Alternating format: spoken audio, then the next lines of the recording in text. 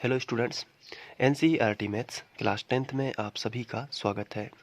आज हम प्रश्नावली 15.1 में ही प्रश्न क्रमांक 17वां सॉल्व करेंगे और 17वें प्रश्न में हमें दो पोर्शन दिए गए हैं। पहला ये और यानी कि इसके दो भाग हैं। पहला भाग ये है और दूसरा भाग ये है। पहले भाग की बात करें तो 20 बल्बों का एक समूह दिया गया है, यानी कि किसी कंटेनर में 20 बल्ब रखे हुए हैं, उसमें से 4 बल्ब खराब हैं। तो 20 बल्ब हैं जिनमें से 4 बल्ब खराब हैं। इस समूह में से एक बल्ब ऐसे ही यादृच्छिक निकाला जाता है, यानी कि बिना देखे, बिना कोई अंदाज़ा लगाए कि खराब निकाल रहे हैं कि अच्छा निकाल रहे हैं, निकाला जाता है। तो इसकी क्या प्रायिकता है कि यह बल्ब खराब होगा। चलिए पहला पार्ट सॉल्व करते हैं। प्रायिकता का जो फॉर्मूला होता है वो होता है अनुकूल परिणामों की संख्या बटे कुल परिणामों की संख्या। तो सबसे पहले हमें कुल परिणाम मालूम होने चाहिए। कोई भी, चाहे पहला भाग हो चाहे दूसरा भाग हो, हमें कुल परिणामों की संख्या मालूम होना चाहिए। तो हमने हेडिंग डाल दी कुल परिणामों की संख्या। तो कुल परिणामों की संख्या कितनी होगी? तो सिंपल सी बात है, कितने बल्ब हैं? 20 बल्ब हैं। तो टोटल तो 20 बल्ब है ना, उसी में से 4 खराब हैं। तो टोटल तो 20 बल्ब हैं, तो कुल परिणामों की संख्या कितनी होगी? 20। अब हम लिखेंगे अनुकूल परिणामों की संख्या। तो अनुकूल परिणाम कितने होंगे? अनुकूल परिणाम वो परिणाम कहलाते हैं जो हमें क्वेश्चन में दिए होते हैं। जैसे कि क्वेश्चन में कहा गया है कि इसकी क्या प्रायिकता है कि यह बल्ब खराब होगा, और खराब कितने बल्ब हैं? 4 बल्ब हैं। इसलिए अनुकूल यहाँ पे साफ साफ लिखा है कि 4 बल्ब खराब हैं और खराब होने की प्रायिकता हमसे पूछी गई है, इसलिए अनुकूल परिणाम 4 हो जाएंगे। इसलिए प्रायिकता का फॉर्मूला लगा देंगे। प्रायिकता का फॉर्मूला होता है अनुकूल परिणामों की संख्या बटे कुल परिणामों की संख्या। तो यहाँ पे अनुकूल परिणाम कितने हैं? 4, और कुल परिणाम कितने हैं? 20।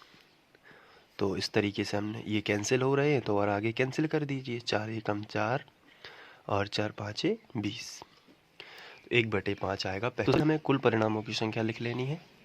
तो कुल परिणामों की संख्या कितनी है? इसको क्वेश्चन को ध्यान से समझना है, उसके बाद ही हम कुल परिणाम बता पाएंगे। तो यहाँ पे लिखा है कि मान लीजिए कि फर्स्ट में निकाला गया बल्ब खराब नहीं है।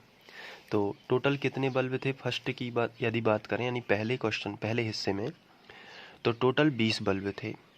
20 में से 4 खराब बल्ब थे। 4 खराब बल्ब हैं, तो सीधी सी बात है 20 में से 4 खराब हैं तो 16 बल्ब अच्छे हैं। 16 कैसे हैं? अच्छे बल्ब हैं। आगे लिखा है कि निकाला गया बल्ब खराब नहीं है। यदि हमने 20 में से एक बल्ब यदि निकाला और वो खराब नहीं है तो फिर अच्छा बल्ब है, और इसे दोबारा बल्बों के साथ नहीं मिलाया जाता है।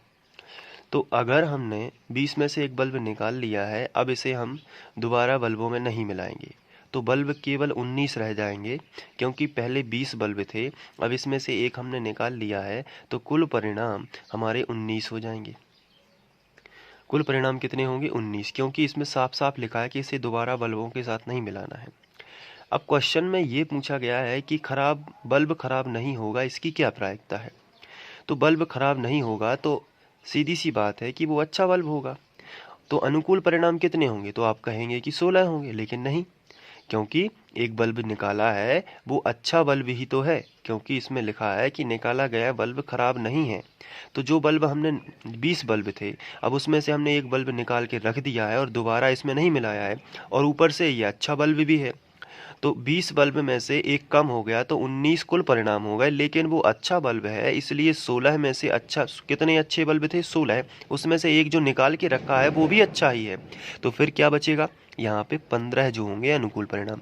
तो कुल परिणाम 19, अनुकूल परिणाम 15। तो कुल परिणामों की संख्या होगी 19 और अनुकूल परिणामों की संख्या 15।